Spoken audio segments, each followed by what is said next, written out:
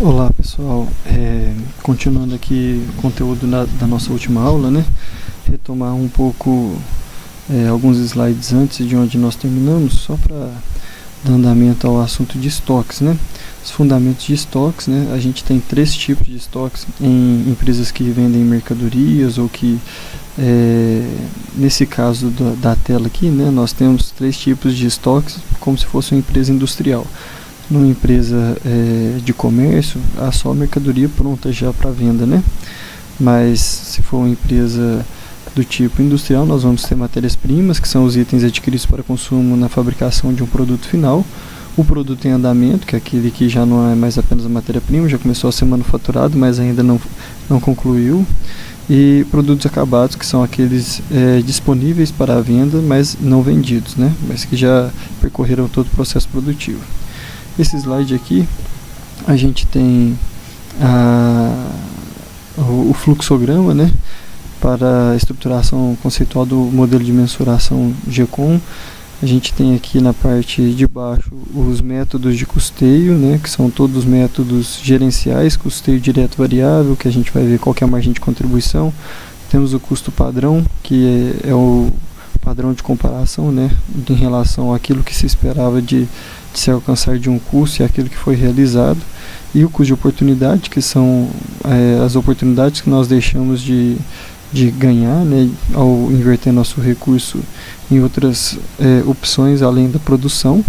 E do lado de cima aqui nós temos reconhecimento da receita pela produção. A partir do momento que eu faço minha produção e vendo, eu reconheço a receita no momento da transferência de propriedade do bem, né?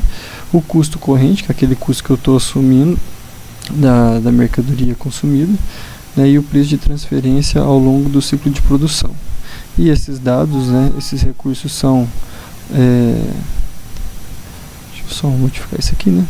Esses dados são transformados, né, em relação aos recursos, produtos, eventos e transações. Todos eles devem ser mensurados, e depois disso nós temos os dados já, depois do processo de mensuração, os dados computados. Essa parte de cima se refere à realidade, a parte de baixo aquilo que se compara, né, a análise comparativa. Temos os métodos de custeio, né, o custeio por absorção, o custeio variável. Isso aqui eu já expliquei bem detalhadamente para vocês na sala de aula, né? E os pontos de vista, né, que a gente tem tanto o departamento de finanças, de produção e de marketing, uma expectativa de quantitativos de bens investidos em estoque, né? Os diversos departamentos de uma empresa geralmente têm posições diferentes sobre o que é um nível apropriado, né, de recursos investidos em estoque. Os administradores financeiros vão querer manter o mínimo viável investido em estoque, para que libere recursos para que sejam utilizados em opções de ativos mais rentáveis, enquanto que os executivos de marketing gostariam de haver um estoque suficiente, né, para poder buscar aquele nível de produção, aquele nível de venda a partir de picos, né, de venda, que não haja falta da mercadoria em estoque. E os executivos de produção prefeririam que o estoque de matérias-primas fosse grande para evitar atrasos no processo de produção, e aí a gente não trabalhasse com capacidade ociosa, né, paralisada ao longo do processo. O sistema BC é um sistema de administração que classifica os estoques em 3 grupos, pode ser, né, 3 grupos, em ordem decrescente de importância, com base no valor monetário do investimento em cada grupo. Se a gente observar esse sistema, eu tenho até um livro de administração financeira aqui, onde ele fala o seguinte, que esta curva, né, ABC, ela tem... Espera só um momento, pessoal.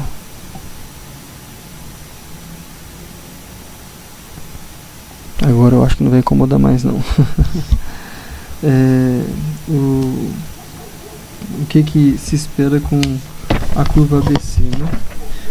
O raciocínio básico da curva ABC é demonstrar que um volume reduzido de bens estocados pode representar uma elevada proporção nos investimentos em estoques. Então, mesmo que o volume reduzido ocupa grande parte daquilo que é investido em estoque. Aí aqui é um sistema típico, né? O grupo A seria formado por 20% dos itens, valendo 80% do total. O grupo B seria um segundo maior investimento e assim por diante. Então a gente vai criando classificações, né? O primeiro grupo com pequena quantidade, pequeno volume representativo, mas grande valor, né? E assim por diante. O controle dos itens do grupo A seria intenso por causa do elevado investimento. E aí a gente utiliza o modelo do lote econômico, né, para fazer a gestão desses itens mais significativos, seria o grupo A e o grupo B, né, em relação ao valor que foi investido. E aí, o que a gente faz? O modelo do lote econômico, ele vai me dar uma variável em quantidade. Então, aqui vai ser volume de mercadorias ou quantidade, né, da forma como for contabilizado. Então, a gente extrai a raiz quadrada, né, de 2 vezes o S, que é consumo de unidades por período, vezes o O, que é o custo de pedido, né, aquele custo que a empresa gasta ao fazer o pedido de uma nova mercadoria, e aqui no denominador, né, o C, que é o custo de carregamento por unidade do período. Esse custo de carregamento, né, é a mesma coisa a gente multiplicar o preço unitário da mercadoria vezes o custo do produto armazenado, né, quanto que ele está custando para a empresa no estoque da mercadoria. Aí tem um exemplo aqui, só para vocês terem uma noção de como é que funciona essa conta, né? Se a gente tivesse um custo de um consumo, né, de unidades de 3.000 peças a um custo de carregamento de R$130, né? E sendo o custo do produto armazenado 25% do seu preço unitário, que seria R$25, aí a gente teria essa variável C como 25% de R$25, que é o preço unitário, né? A gente chegaria aí a uma conta, seria 2 vezes 3.000, que é a quantidade consumida do período, né? Vezes o custo do pedido, que é de R$130, dividido por 25% de R$25, que é o preço de venda. E a gente chegaria a um lote econômico, né, de 353 unidades ou peças. Esse seria o lote que conseguiria gerar o menor custo para a empresa em relação à rentabilidade dessas mercadorias.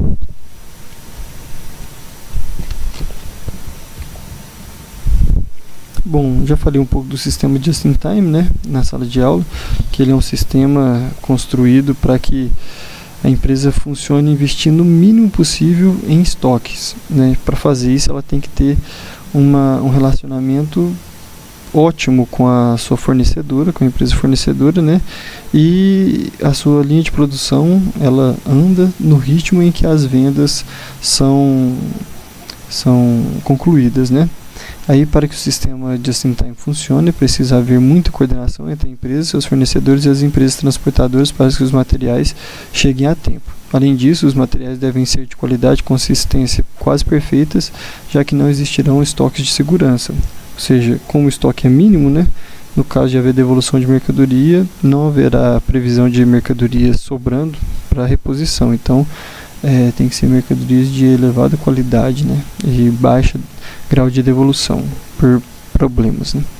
E aqui o planejamento de necessidade de materiais, né, os sistemas MRP, né, que é Materials Resources Planning, são utilizados para determinar o que deve ser pedido, quando e que prioridade devem ser atribuídas às encomendas de materiais, né. Esse método, ele usa conceitos desse modelo de lote econômico para determinar quanto deve ser pedido com o apoio de programas de computação. Além disso, simula a lista de necessidades de materiais de cada produto, considerando todos os seus componentes a nível de seu estoque e processo de produção. E como nessa versão simples que a gente calculou aqui, nesse exemplo, o objetivo dos sistemas MRP é minimizar o investimento global em estoque de uma empresa sem prejudicar sua produção. Então, basicamente, né, são utilizados para determinar o que deve ser pedido, quando e que prioridades devem ser atribuídas às encomendas de materiais, né. A gente trabalha com um cálculo, um cômputo de quantidade ótima investida, né, e a partir disso a gente vai gerando os pedidos de acordo com a velocidade de saída de materiais, né, para a gente manter a administração próximo, né, o resultado próximo daquilo que é considerado ótimo de volume de materiais.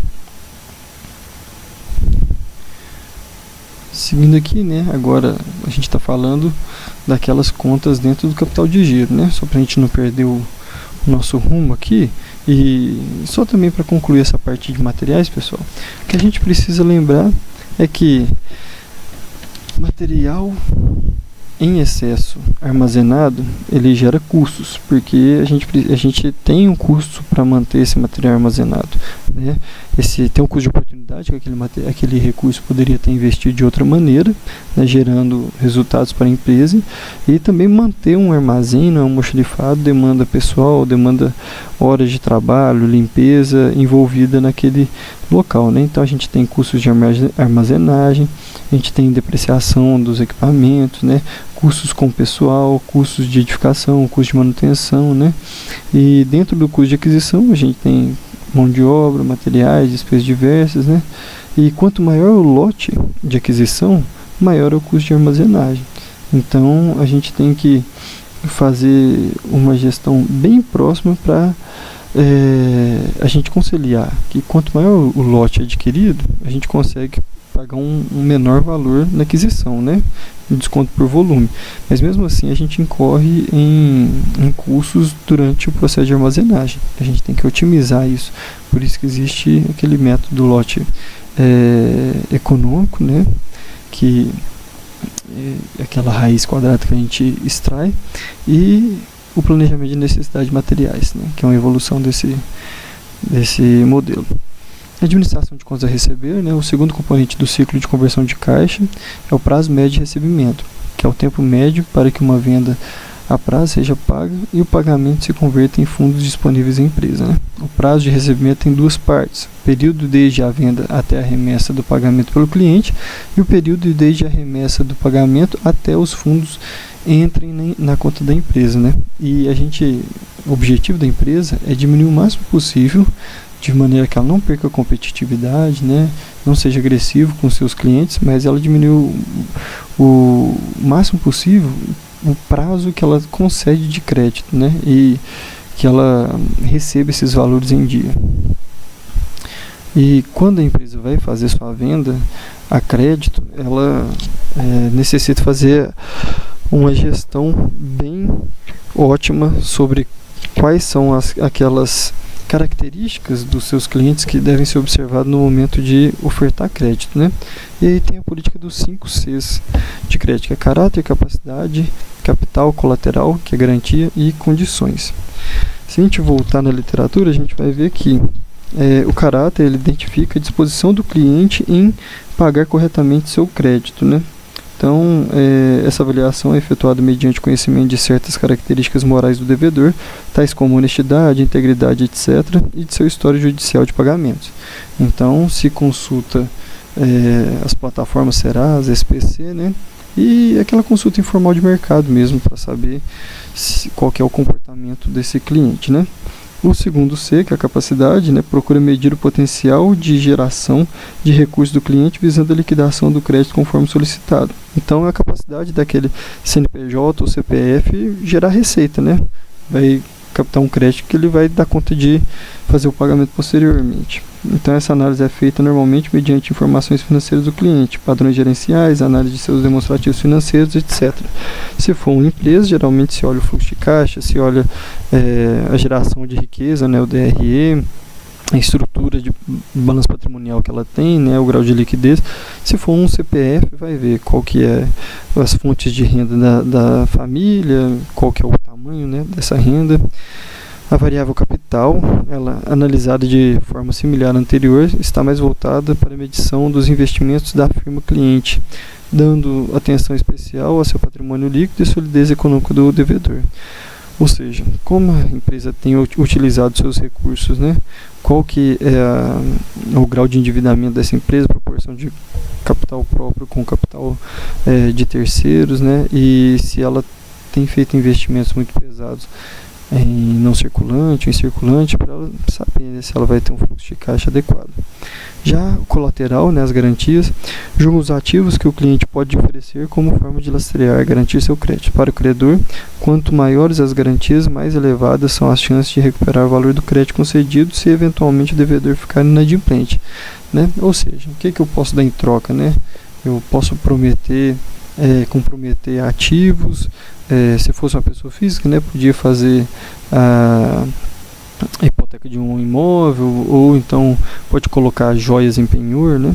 E, finalmente, o fator condições envolve as influências do comportamento da conjuntura econômica sobre a capacidade de pagamento do cliente, assim como o eventual interesse especial da empresa em vender determinado produto que mantém a quantidade em excesso estocada. Então, essas são as condições mais externas, né? Isso tudo constitui análise de crédito, né? Que consiste em identificar, através de instrumentos financeiros e estatísticos, a probabilidade de um cliente em pagar ou não pagar o crédito que foi concedido.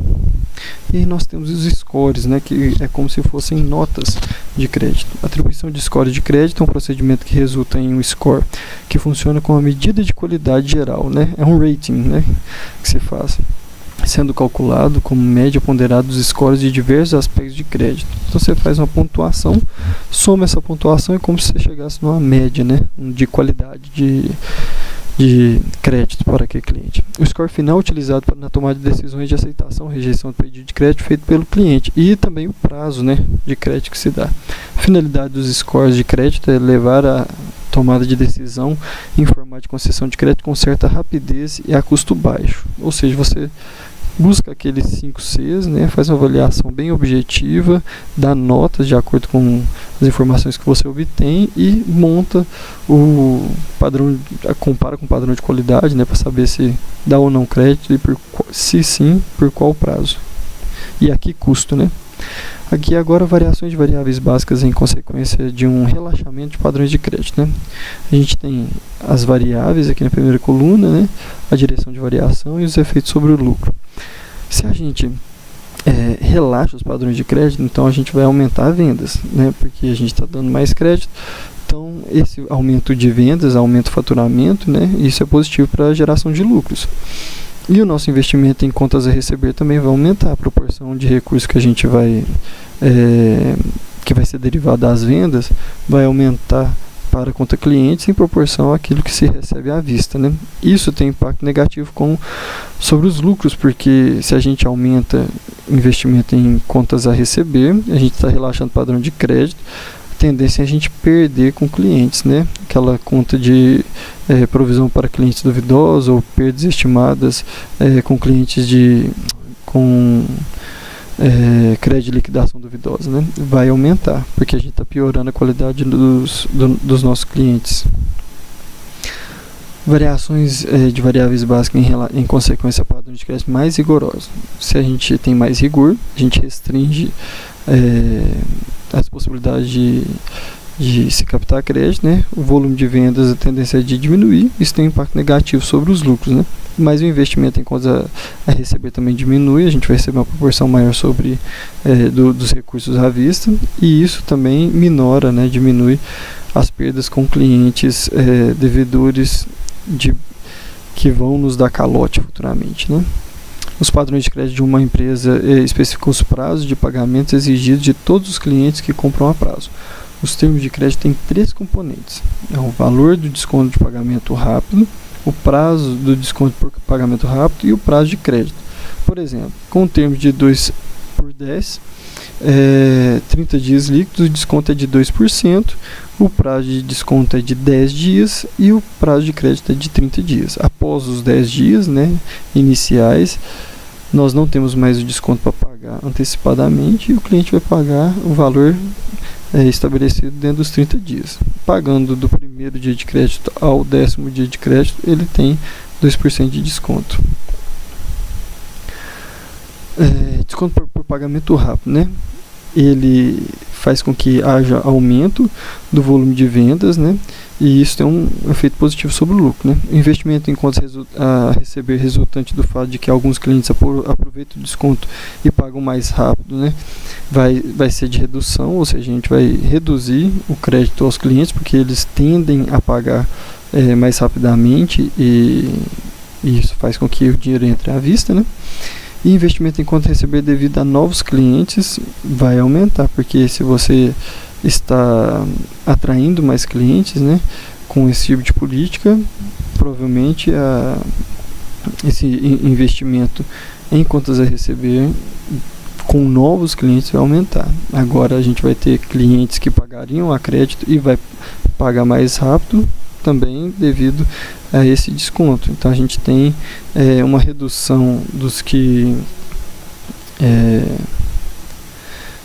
pagariam a crédito e vão pagar à vista, e a gente vai atrair novos clientes que vão pagar a crédito. Isso tem impacto negativo sobre o lucro, e as perdas com clientes vai ter uma redução no total, né? Se a gente pegar os que pagariam a crédito vão pagar à vista e os dos novos clientes, somando isso, a gente vai ter um impacto ainda de redução das perdas com clientes e um efeito positivo sobre o lucro.